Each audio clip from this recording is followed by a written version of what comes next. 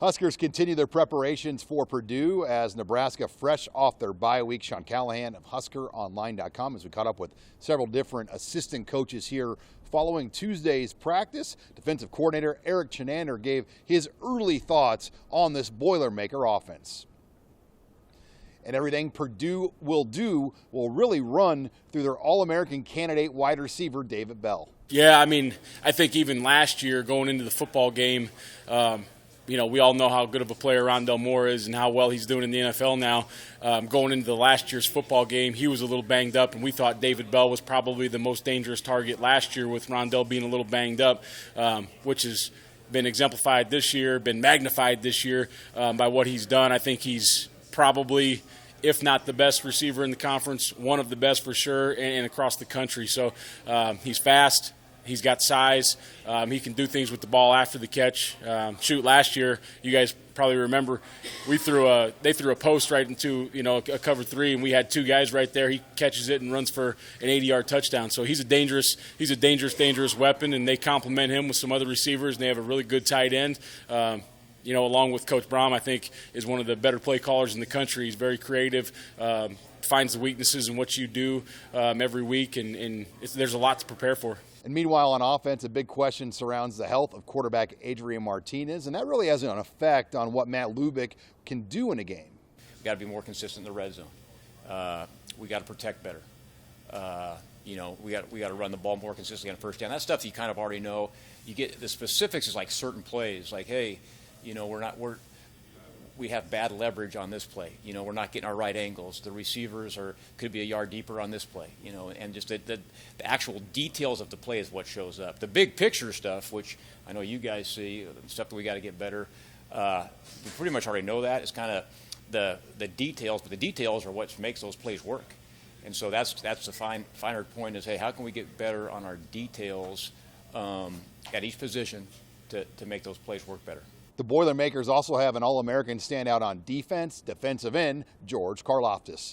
They're much improved. I think they're number 3 in the league in total defense, in a good defensive league. I think they're a top 10 team. They've created a lot of turnovers. Against Iowa, I think they were at +4, +5. That's a big deal.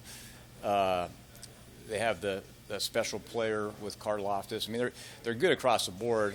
Karloftis is a difference maker. He's every bit as good as the guy, I think, from Michigan. He's a difference maker.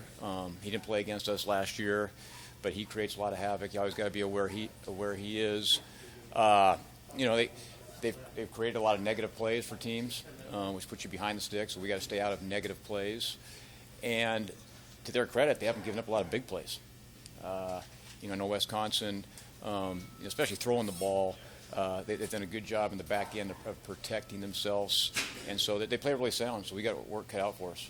The Husker coaching staff was on the road recruiting for the first time in over 620 days this past weekend, and a big topic as we get back to the swing of things has been the transfer portal, as that appears to be an area where Nebraska is going to look for maybe 5 or more guys this year. We're all kind of involved in recruiting on that, and it's a matter of the way of the world. We know what it is. I think there's some transfer kids we'll probably look at.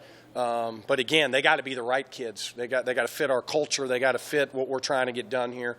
So when a kid leaves, there's various reasons. You got to make sure that you're getting the right guy, and not get somebody in here that doesn't fit what we're trying to get done here moving forward. But every team's going to be looking at the portal. Junior college kids, there's probably some opportunities there as well. But again, you got to get the right kids. We got to do a really good job of making sure we find the right guys that fit us. We've done a good job on some areas, and some areas we haven't. So we got to continue to really work that process. It's the way of the world of free agency, right, to a certain degree. You got to be able to go and get through this season. And as we look at it, where can we maybe fit a guy in here that can give us an older guy that can help us next year? We saw defensive line coach Tony Tuioti also make a junior college offer this past week on the road. I think it's, you got to be really careful in terms of what you're going to go out and recruit, because now the game's kind of changed a lot with the transfer portal. And so really trying to find the right guy to fit the room Obviously for me, I'm trying to find a big athletic guy that can get to the quarterback, that can be stout in the run game. I don't know necessarily if the JUCO route's the best way to go, or if it's the high school path, or if it's the transfer portal.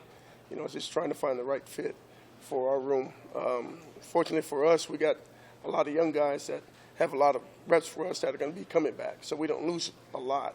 So I'm being real selective in the guy that we need to add to our room and make sure that that guy can build and add value to our room and the culture that we got right now. Because the worst thing you want to do is bring a guy in that just doesn't fit the culture. And we worked really, really hard to build the culture the right way. And we got some great young guys that are going to be leaders for us, and Ty and Casey, those type of guys. And want to make sure that that the guy that we bring in can fit the group. And finally, a big question is, how much gas does this team have left in the tank, not only physically but emotionally? Good. Yeah, I mean, anytime you get a bye week, get rested up, and they know what's at stake. This is a huge game against Purdue. Purdue's played well. We get to play at home, 3 of our next 4 at home. But they understand that we're close, and we got to be able to finish games. And we just have to continue to put our guys in competitive situations and those plays that matter. So when it comes in the game, that we're able to get over the top.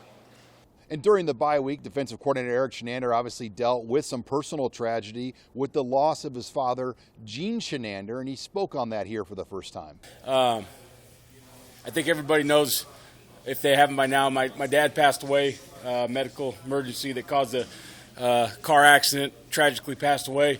But I want to say thank you to the Husker Nation, including media, fans, colleagues, student athletes, all the coaches around the country, just for the tweets, for the cards, for the texts, and for the kind words. So thank you guys very much. Anybody that sent anything, it meant a lot to me and the family. Reporting here with the Nebraska football team in Lincoln, I'm Sean Callahan of HuskerOnline.com.